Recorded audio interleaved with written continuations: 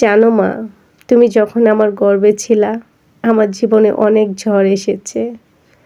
তারপরেও আমি ভেঙে পড়ি নাই।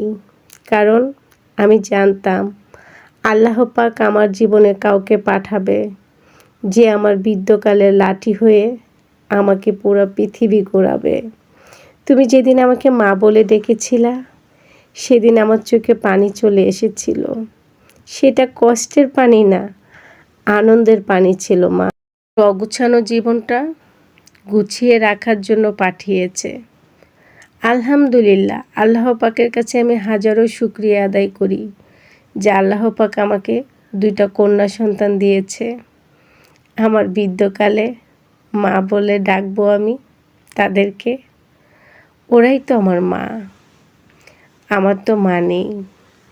আল্লাহ পাক আমার মাকে আমার 2 কন্যা সন্তানের মাঝে দিয়ে আমাকে উপহার দিয়েছে। আর এই সুন্দর উপহারটা আমার জীবনে সবথেকে সেরা উপহার। আল্লাহ পাকের কাছে শুধু একটাই চাওয়া, আমার 2টা কন্যা সন্তানকে যেন আল্লাহ পাক মানুষের মতো মানুষ করে তোলে, এটাই চাই।